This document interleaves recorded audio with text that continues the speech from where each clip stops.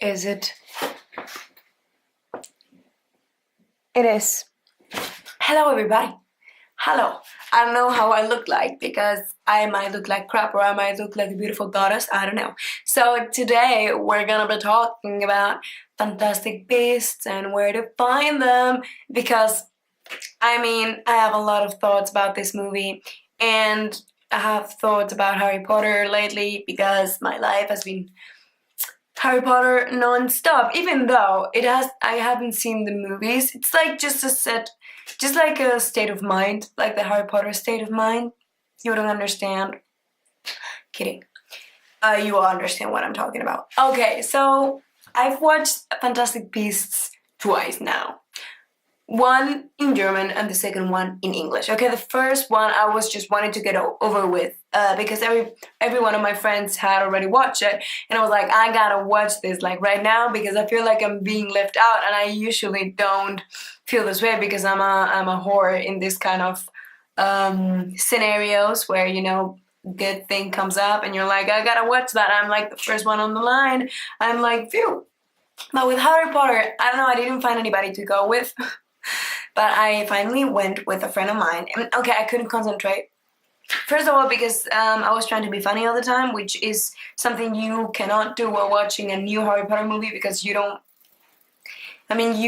get what the fuck's going on. But second of all, because Colin Farrell was playing a role, which I already knew. I don't know how to pronounce his last name, so I'm gonna call him Colin or Graves. And there's gonna be spoilers ahead, so that was just letting you know. Okay, so crazy shit, huh? When I started watching the movie, I was like, well, Colin looks beautiful, handsome, and very sexy. And I was enjoying, that gray hair though, like a fox. It was beautiful. He's a beautiful creature. Suddenly, this child shows up, and I'm like, oh, Ezra Miller, what the fuck is he doing here? Oh, he's gonna play a big role. I was like, of course, Ezra Miller, duh. And then they were in a scene together. And I was like, what is happening? What is this that I'm feeling? What is this tension that I'm grasping? What is this thing growing up? Like that I'm feeling in the bottom of my stomach. Oh, it's a ship. It's an OTP. Yes. I noticed from the very first moment I saw them that there was something going on. And I was like, I'm loving this. I don't care what people say. I'm loving this. I was at the beginning of the movie, throughout the movie, and I was like, okay. And at the end I was like, well, you mistreating this man, this child. So I don't know. Is this still my OTP? That's another discussion for another day. We all know some of you are just, trash like me, and some others are like, well, that is abusive, and I totally agree. But I ship Graves with Credence and not Grindelwald. Like I ship this beautiful, caring man with Credence, not the manipulative, this controlling, older. Graves is older as well, but like this controlling wizard who was only using him. I'm not shipping that. I'm shipping the other thing.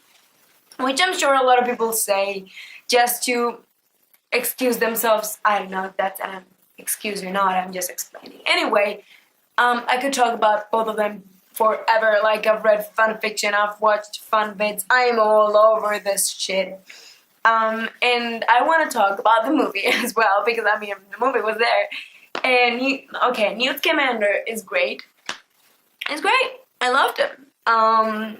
But I could see Eddie Redmayne on screen. Like I could tell. Of course, I've seen a lot of movies from him, and I've seen the way his eyes move, that little smile that he does. And I was like, I see a little Eddie right there. I don't know if just because your character is supposed to be similar to your persona, or if you just that's the way you want to act the character. But I was like, I see that. I don't know if you're doing that on purpose, but I can totally tell that it's you, Eddie. I'm sorry. But it really surprised me when Newt got into the suitcase that he got like super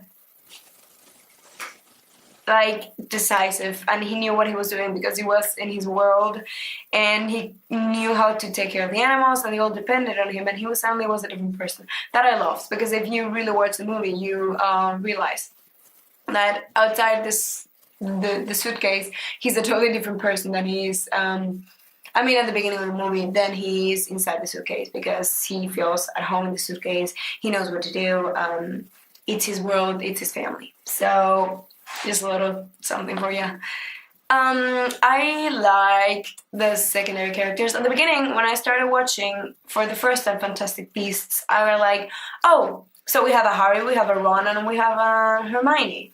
And then we have this whiny guy who runs to his dad and asks for something like Draco Malfoy. And I was like, I don't like where this is going, because I know for the hero's journey strategy, you gotta use this character and then a best friend and then romantic interest or something, and then you have to have an enemy. And I mean, I get it, I've studied that, but I was like, I'm worried that they're gonna go for it again, because I have Star Wars, I have Lord of the Rings, I have Harry Potter, I have all the movies you can imagine have that kind of hero's journey, and I wasn't that like this specific trio kind of dynamic, and I was like, I'm so tired of this, please don't do that. But at the end of the movie, you see, I mean, they can change stuff, and it wasn't the same dynamics that there were in Harry Potter. There were different ones, so I'm happy about that. Also, I'm a big fan of Queenie because she's awesome. First of all, she's flirty. I mean, yeah, she was cute. She was like, I don't know, I just love her character, which, I mean, of course, she's a lovable character. That's why she was written. But I'm still buying it. I'm still a fan of her, and I'm still digging that. The only thing that bothered me, though, was she can read minds, okay? And I know that Snape can read minds, or could read minds easily, but not as easily as she can, and that Dumbledore could do it as well, I guess. I don't remember quite now, but there has been some people that can do it, but why can't she control it though? Like, that was one of those questions. Maybe it's because I'm not a Harry Potter fan enough, or it's been a while since I read the books, but I don't know what kind of not science, but what kind of a sorcery is behind all that she cannot control how to read minds. Because usually when you read, when you learn, I don't know how it's called, I'm gonna put the word here. When you use that, then you can control it, can you? That was one of the questions. Second question I had, and it bothered me so bloody much when I was watching the movie for the second time, because I was looking for some kind of answer. I never got it. Okay. The rain at the end.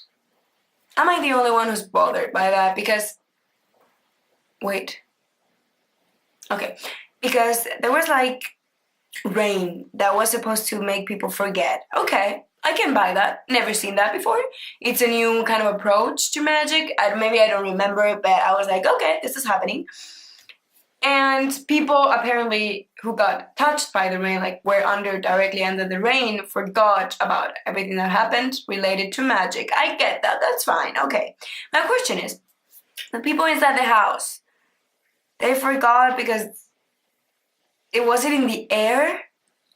Was it because they were getting in contact with the, Leitungswasser, with the water inside the pipes? I don't know. I mean, yeah, we saw a guy, the bank guy taking a shower, and we saw some other woman drinking tea or something. So it might come from the water, and I would buy that. But how can you expect people to drink water in that short amount of time and then forget about it? Because that's not the shortest way to do so.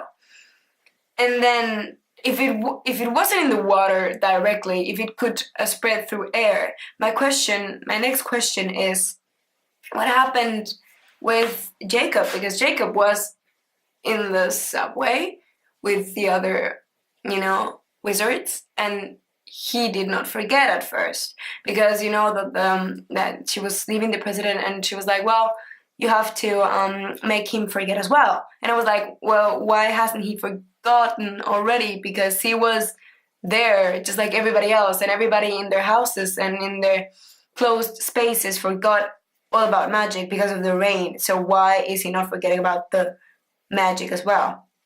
You know what I mean? That was one of the problems that I had. And then when he left, I mean, he was under the rain, okay, and he forgot.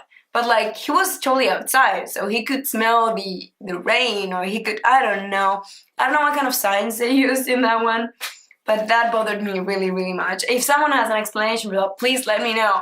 And I know I don't have to find an explanation for everything, because it's magic, but it really bothered me. Like, it ruined the whole scene for me, like the goodbye scene, and I was like, why aren't you forgetting already? I mean, I know they need a goodbye scene, but like, I mean, let's put some sense into this. And I know there's sense because J.K. Rowling wrote the script, so there must be some kind of explanation. Also, another thought of mine is, how was I so stupid? Because the first time I watched the movie, I think I missed the beginning. Did I? I didn't miss it. I didn't miss it. No, I didn't. And I saw the back of Grindelwald's head, and I was like, oh, that's a beautiful head. And I knew that Johnny Depp was playing Grindelwald. I knew it. I swear to God, I knew it. And a friend of mine told me, oh, he appears like 5 seconds. So when I saw the back of his head, and I was like, oh, that's it. We're not gonna see more of him, and that's fine. I don't need him right now. But during the movie, I saw the character Graves, who has nothing to do with the rest of the characters, who's really very surprisingly powerful, and carries a Deathly Hallows necklace with him. Which, I mean, that was a huge red herring, you guys. Also, he asked Scamander, hey, why is Dumbledore so interested in you? Like, I mean, he showed interest for Dumbledore. So how did I not see this before? It might be because I was really distracted by Credence and his beautiful face, and Graves flirting with him constantly and being very touchy and stuff. It might be. Maybe they used that as a distraction. I mean, I could see that. There are clever people there in the writer's room. But I did not see it at all. And I'm so mad with myself, because I usually see those kind of plot twists. So when at the end they did like, pop, and then Johnny Depp appeared looking like a fucking albino, which I don't have any problem with. I don't have any problems with albinos. I think it just surprised me, because I was expecting someone, I mean, after Colin, I was expecting someone who would look a little bit more normal. And when I see Johnny Depp, I know that he's a Tim Burton kind of actor. And when I saw him looking like an actual Tim Burton character inside the Harry Potter universe, I was like, well, something doesn't fit in here. Why are you looking like Ghost mixed with baking powder mixed with some mushrooms?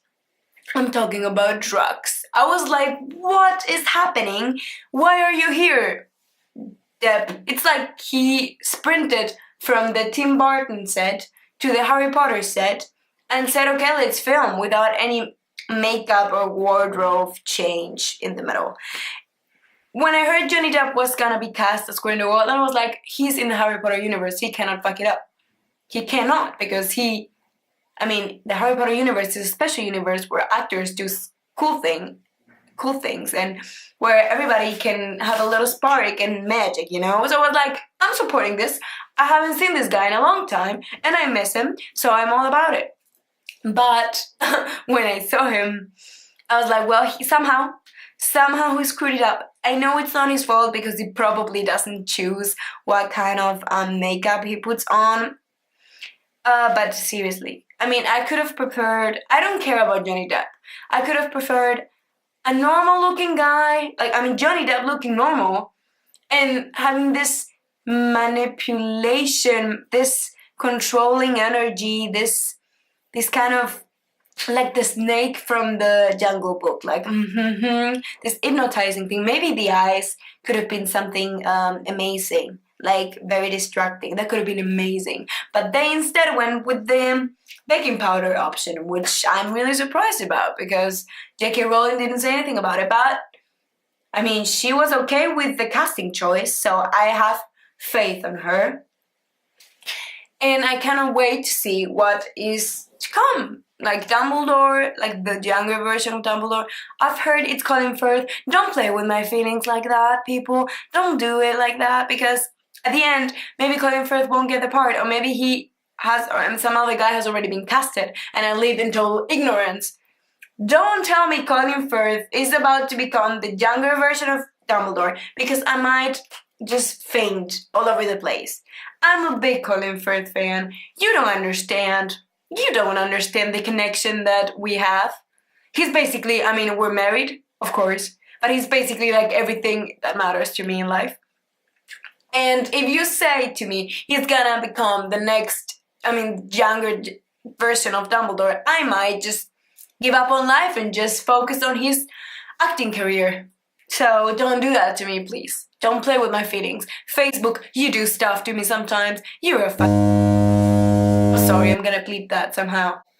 Yeah, so thank you very much. And if it is, then I will party like there's no tomorrow.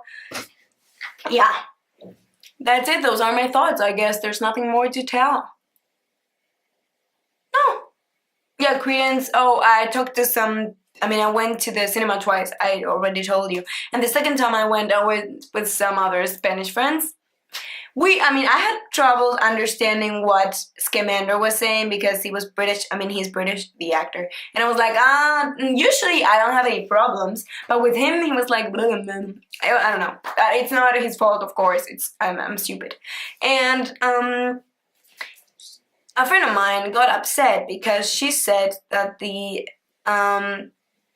violent scenes with the belt were out of place and they were they didn't have any taste. It was distasteful. I don't know if that makes sense. I don't know. I haven't suffered any of that abuse. I cannot talk for the people who have suffered this kind of abuse, and I didn't mind, but I understand that for some people expecting to see a Harry Potter movie which is at the beginning a lot more naive than at the end because it keeps escalating. I understand that people were shocked because of this kind of nature being portrayed in the movie. I didn't mind because I'm used to some crazy stuff, but I understand why people would be upset about that. And some other friend told me that he didn't like the tone of the movie. Like, there was some very funny stuff, like the creature stealing the jewelry and the sparkling stuff, which I forgot the name of. I'm sorry, little thing. But then there was like super dark stuff, and he said it was not dark enough. So I have this kind of two sides, which I don't know what to do about because I think it was dark enough. We have to understand it's the first movie, and they have to introduce all the American version of everything we know. So I think they did a pretty good job in that. I cannot wait to see more of Dumbledore and Grindelwald, even though, think about the makeup for a second. Just give it a second brainstorming session and just, change something maybe. I don't know.